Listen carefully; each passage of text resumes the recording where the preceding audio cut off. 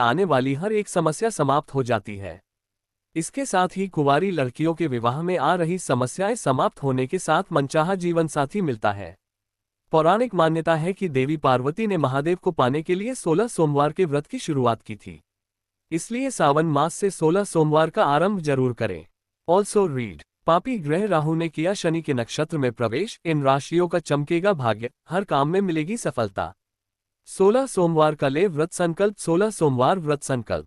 सावन के पहले सोमवार के दिन भगवान शिव के समक्ष 16 सोमवार व्रत करने का संकल्प जरूर लें। इसके बाद 17वें सोमवार के दिन उद्यापन करें, तभी आपका व्रत पूर्ण होगा।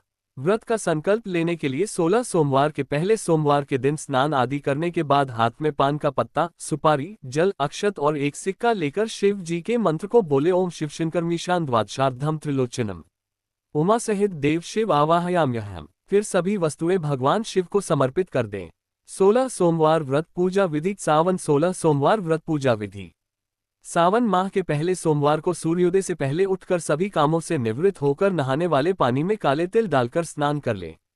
इसके बाद साफ सुथरे वस्त्र धारण करके व्रत का संकल्प लें। फिर दिन भर व्रत रखें। 16 सोमवार का व्रत की पूजा प्रदोष काल में करना सबसे शुभ माना जाता है और सूर्यास्त के पहले आपकी पूजा हो जानी चाहिए। अब आप घर में पूजा कर रहे हैं तो सबसे पहले शिवलिंग का अभिषेक करें। इसके लिए एक तांबे के पात्र में शिवलिंग करें। फिर ओम नमः शिवाय मंत्र का जाप करते हुए पंचामृत अर्पित करें। फिर गंगाजल से स्नान करवाएं। इसके बाद सफेद चंदन लगाएं। ऑल्सो रीड, जुलाई के अंत में शुक्र का सूर्य की राशि में गोचर, इन राशियों की चमकेगी किस्मत, हर हाल में मिलेगी सफलता। चंदन के बाद शिवलिंग में विधिवत तरीके से बेलपत्र, धतूरा, आक का फूल, गन्ना, गन्ने का रस, पुष्प, अष्टगंध, सफेद वस्त्र, इत्र, भोग आदि चढ़ाने बाद मां पार्वती की पूजा करने के साथ 16 श्रृंगार चढ़ाएं। भगवान शिव को भोग में चूरमे, खीर, बेर, नैवेद्य, मौसमी फल आदि अर्पित करें। फिर घी का दीपक और धूप जला लें। इसके बाद 16 सोमवार की व्रत कथा पढ़ लें। इसके अलावा महामृत्युंजय मंत्र, शिव चालीसा का पाठ करके अंत में शिव जी की आरती करें। बता दें कि भोग चढ़ाए गए चूरमे के अलावा किसी अन्य चीज का सेवन न करें। ऐसा अगले 16 सोमवार करें। कब करें 16 सोमवार का उद्यापन? सावन 16 सोमवार व्रत उद्यापन। शास्त्रों के अनुसार 16 सोमवार का उद्यापन 16 सोमवार का व्रत रखने के बाद 17वें सोमवार के दिन करें। इस दिन 16 जोड़े स्त्री पुरुष को भोजन कराया जाता है। इसके साथ ही गेहूं के आटे का चूरमा का भोग बनाया जाता है। डिस्क्लेमर, इस लेख में दी गई किसी भी जानकारी की सटीकता या विश्वसनीयता की गारंटी नहीं है। विभिन्न माध्यमों जैसे ज्योतिषियों, पंचांग, मान्यताओं या फिर धर्मग्रंथों से संग्रहित कर ये जानकारियां आप तक पहुंचाई गई हैं। हमारा उद्देश्य महज सूचना पहुंचाना है। इसके सही और सिद्ध होने की प्रामाणिकता नहीं दे सकते हैं। इसके किसी भी तरह के उपयोग करने से पहले संबंधित विशेषज्ञ से सलाह जरूर लें। 16 सोमवार व्रत। 16 सोमवार का व्रत दाम्पत्य जीवन की खुशहाली के लिए और मनपसंद जीवनसाथी पाने के लिए किया जाता है। ऐसी मान्यता है कि 16 सोमवार के व्रत का आरंभ श्रावण मास से करें तो यह और भी फलदायी होता है।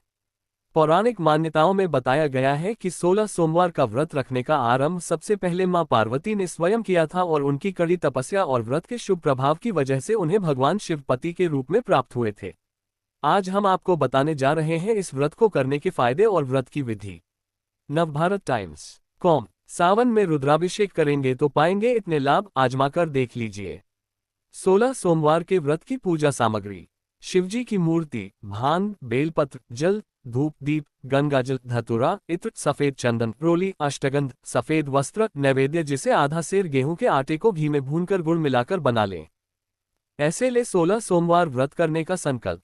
किसी भी पूजा या व्रत को आरंभ करने के लिए सर्वप्रथम संकल्प करना चाहिए। व्रत के पहले दिन संकल्प किया जाता है। उसके बाद आप नियमित पूजा और व्रत करें। सबसे पहले हाथ में जल, अक्षत, पान का पत्ता, सुपारी और कुछ सिक्के लेकर संकल्प करें। सभी वस्तुएं भगवान शिव की मूर्ति के आगे समर्पित कर दें। भगवान शिव के ये 10 आभूषण देखे हैं आपने, जानते हैं इनका अर्थ। ऐसे करें 16 सोमवार के व्रत की पूजा। हाथ में अक्षत तथा फूल लेकर दोनों हाथ जोड़ लें और भगवान शिव का आह्वान करें। हाथ में लिए हुए फूल और अक्षत शिव भगवान को समर्पित करें। सबसे पहले भगवान शिव पर जल चढ़ाएं। जल के बाद सफेद वस्त्र अर्पित करें। सफेद चंदन से भगवान को तिलक लगाएं एवं तिलक पर अक्षत लगाएं। सफेद पुष्प, धतूरा, बेलपत्र, भांग एवं पुष्पमाला अर्पित करें। अष्टगंध धूप अर्पित कर दीप दिखाएं। भगवान को भोग के रूप में ऋतुफल या बेल और नैवेद्य अर्पित करें। सावन में ज्योतिर्लिंग दर्शन का महत्व एक से भी पाएंगे महापुण्य। 16 सोमवार व्रत कथा विस्तार से। एक बार शिवजी और माता पार्वती मृत्यु लोक पर घूम रहे थे।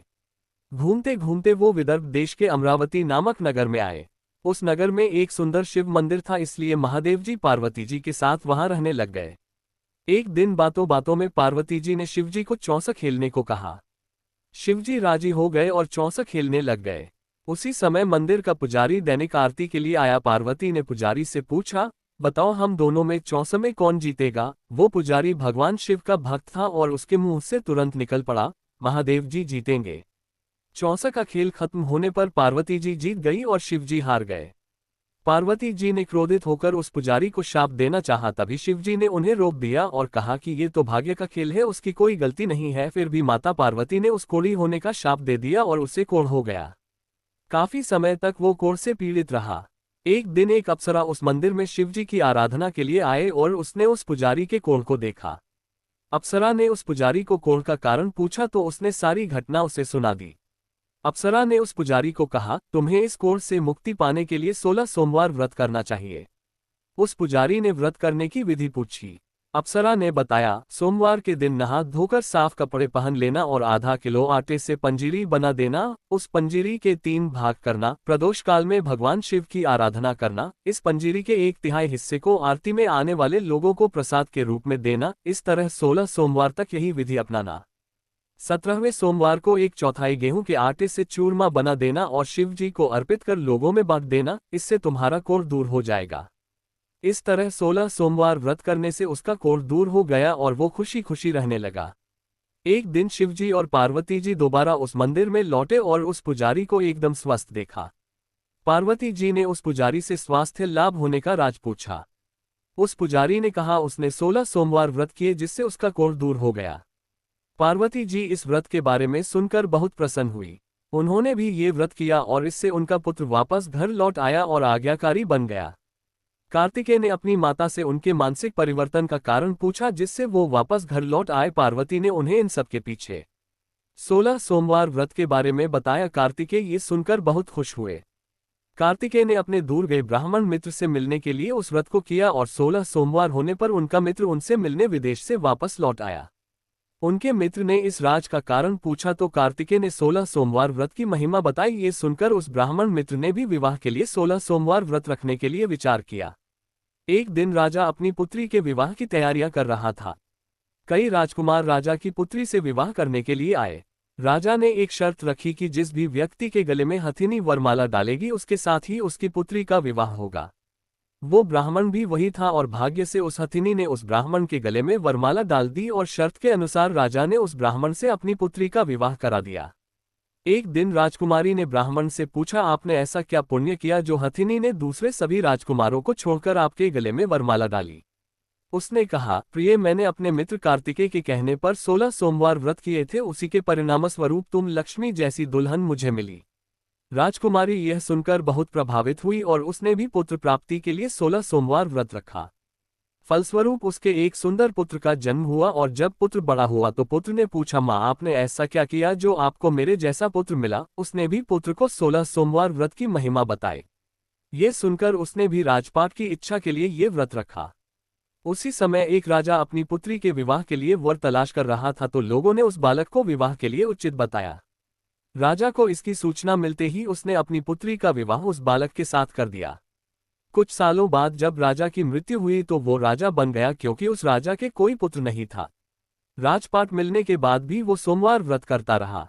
एक दिन 17वें सोमवार व्रत पर उसकी पत्नी को भी पूजा के लिए शिव मंदिर आने को कहा, लेकिन उसने खुद आने के बजाय दासी को भेज दिया। ब्राह्मण पुत्र के पूजा खत्म होने के बाद आकाशवाणी हुई, तुम अपनी पत्नी को अपने महल से दूर रखो वरना तुम्हारा विनाश हो जाएगा। ब्राह्मण पुत्र ये सुनकर बहुत आश्चर्यचकित हुआ। महल वापस लौटने पर उसने अपने दरबारियों को भी ये बात बताई तो दरबारियों ने कहा कि जिसकी वजह से ही उसे राजपाट मिला है वो उसी को महल से बाहर निकालेगा।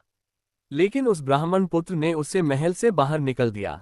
वो राजकुमारी भूखी प्यासी एक अनजान नगर में आई। वहां पर एक बूढ़ी औरत धागा बेचने बाजार जा रही थी। जैसे ही उसने राजकुमारी को देखा तो उसने उसकी मदद करते हुए उसके साथ व्यापार में मदद करने को कहा। राजकुमारी ने भी एक टोकरी अपने सर पर रख ली। कुछ दूरी पर चलने के बाद एक तूफान आया और वो टोकरी उड़कर चली गई। अब वो बूढ़ी औरत रोने लग गई और उसने राजकुमारी को मनहूस मानते हुए चले जाने को कहा। उसके बाद वो एक तेली के घर पहुंची। उसके वहां पहुंचते ही सारे तेल के घड़े फूट गए और तेल बहने लग गया। उस तेली ने भी उसे मनहूस मानकर उसको वहां से भगा दिया। उसके बाद वो एक सुंदर तालाब के पास पहुंची और जैसे ही पानी पीने लगी उस पानी में कीड़े चलने लगे और सारा पानी धुंधला हो गया। अपने दुर्भाग्य को कोसते हुए उसने गंदा पानी पी लिया और पेड़ के नीचे सो गई। जैसे ही वो पेड़ के नीचे सोई उस पेड़ की सारी पत्तियां झड़ गईं। अब वो जिस पेड़ के पास जाती उसकी पत्तियां गिर जाती थीं। ऐसा देखकर वहां के लोग मंदिर के पुजारी के पास गए।